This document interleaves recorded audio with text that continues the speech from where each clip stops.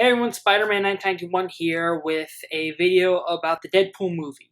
I'm going to give you a review of what I thought about the movie, and also I will be talking about what Deadpool comics I read before I saw the movie. Alright, before I get into this, I just want to point out Deadpool isn't really a character that I read too often, mainly because I feel like to me, Deadpool is like the best way I could put it is like a deep-fried chimichanga.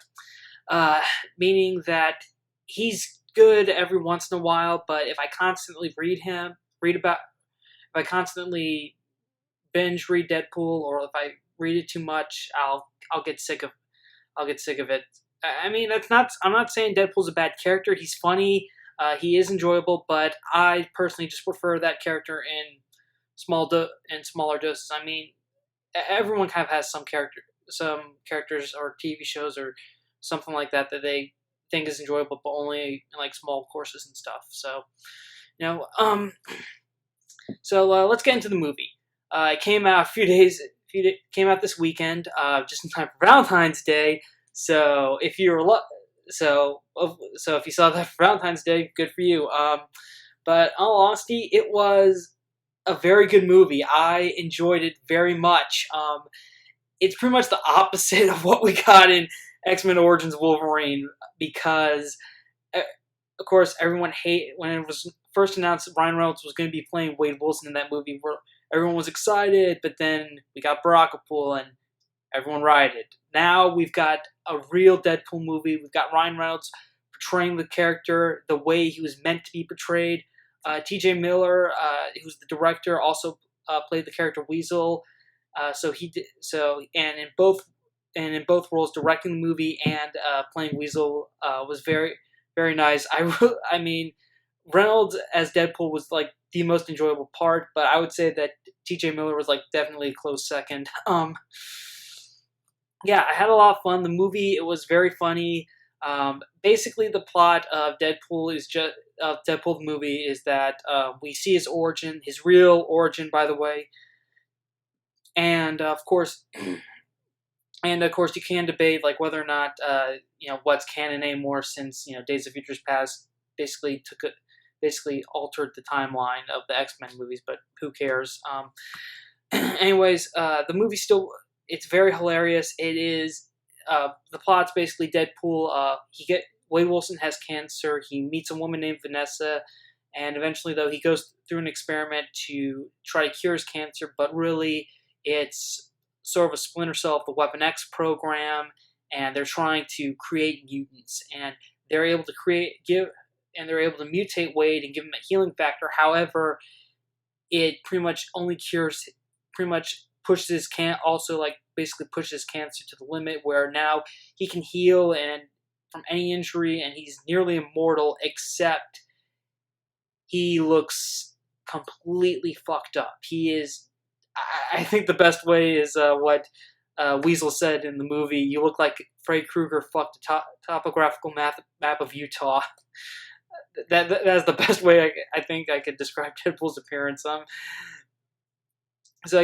Basically, Wade decides to go after the guy who was head of the project, Francis Freeman, aka Ajax, and try to get him to change him back. And he pretty much goes after every single person in his operation until he tracks him down. Then eventually Ajax realizes that Wade Wilson's the one behind this, so he kidnaps Wade's girlfriend, Vanessa Carlyle, and basically Deadpool has to team up with Colossus and Negasonic Teenage Warhead to free her and stuff. It was actually a pretty short movie. It was only about an hour and 48 minutes, which by most standards is most live-action comic book movies. It's pretty short. So yeah, that was good. The runtime that was good.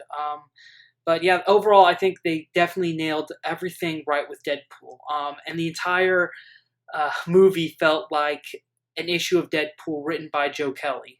If you don't know, Joe Kelly pretty much wrote the first ongoing Deadpool series, and his run is pretty much considered the best run amongst Deadpool fans, and it's where we also got all of the notable Deadpool humor, the chimichangas, Blind Al, breaking the fourth wall. There is a lot of breaking the fourth wall in this movie, and the fourth wall breaking is definitely one of the reasons you should see this movie, because it's hilarious.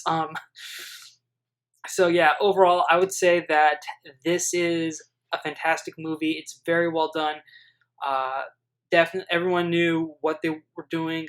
There is a cameo by Stan Lee and Rob Liefeld in the movie, although I honestly have no idea how they got Stan Lee to cameo in this, because he barely had anything to do with Deadpool. I mean, X-Men, I understand, but X-Men, Wolverine, Avengers, I understand Stan Lee appearing in all of those, but Deadpool, I just don't think they needed Stan Lee cameo at all.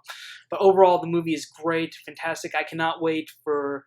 Now I'm kind of excited to see Deadpool appear in X-Force, and there is going to be a Deadpool. There is a Deadpool sequel already greenlit, so I hope that we get. So I hope the sequel will be just as good as this. Overall, I would give Deadpool. I would say that if you love Deadpool and you also are worried about superhero movies being the same generic stick, I definitely recommend you see this movie, because it is anything but generic superhero stuff. So yeah, so overall, Deadpool must see.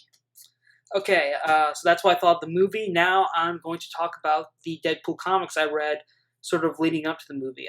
As the movie got closer to coming out, I decided to read some Deadpool comics that I figured would, kind of help explain the movie to me, and if people want to read Deadpool comics afterwards, then I have some recommendations for them. Okay, first one is Deadpool Classic. Okay, yeah, I'm trying to make sure I hold this in the right light so that my desk light doesn't completely blind the cover. Deadpool Classic Volume 1. This collects Deadpool's first appearance in New Mutants 98. It also collects the first Deadpool solo mini, The Circle Chase, which is 4 issues, and it's about his relationship with Vanessa, the actual character Vanessa Carlyle, who, by the way, in the comics is actually a mutant, and she's a shapeshifter, and she has blue skin. She does not have any mutant powers in the movie, though, which I think is a good thing. And of course, next we have the another Deadpool's 4-issue miniseries written by Mark Waid, and also it has Deadpool #1 written by Joe Kelly. I got Deadpool Classic. I think you should read just to understand where Deadpool came from, what Deadpool was like before he actually got his own ongoing title. Prior to this, so I would say read this for basically in terms of the movie, just his relationship with Vanessa is explained in it. But really, this is completely different. It does introduce us to some Deadpool characters, such Deadpool supporting character Weasel in the miniseries. But honestly, it is going to be a little different reading for what people always say about Deadpool, like, oh, he's funny, he's got no filter on his mouth. There's not really much of that in the original series. He's definitely Merc with a mouth, just not as much as what we'd expect. Okay, and of course, after you read that, the rest of the classic volumes, next couple of them are devoted to Joe Kelly's run, but you can actually get all of it in one omnibus book. Yeah, so I have the Deadpool by Joe Kelly omnibus. It collects the first 33 issues of the first Deadpool ongoing title. It also has issue -1, -0, a couple of annuals, some specials such as Baby's first Deadpool book, and Amazing Spider-Man 611, which was written by Joe Kelly. And funny thing is, there is an issue in this where Deadpool and Blind Owl get sent back in time, and they're stuck having to pretend to be Peter Parker and Aunt May, and that's probably my favorite issue of this book. Basically, Joe Kelly's run is where a lot of the classic Deadpool tropes that the character is known for all took place during this run. Also, his battle with Ajax is in this run as well. So those two reasons alone are why you should definitely pick this up. The cover price, though, of the omnibus is $125, but thankfully I only paid about $80 on this to get from Amazon, and I checked it this morning, and it's about $75. So if you want to get a lot of just to be fair warning, if you're like me, like I said earlier, where this is kind of a character that you can enjoy, but like only in small doses, you will probably be, if you try to read this in like one sitting, you will definitely be burnt out on Deadpool by the time you get to the end of it. And also something, next book is from the recent Deadpool series, and it's something that I checked on a number of Deadpool lists that said like this was like the best Deadpool story.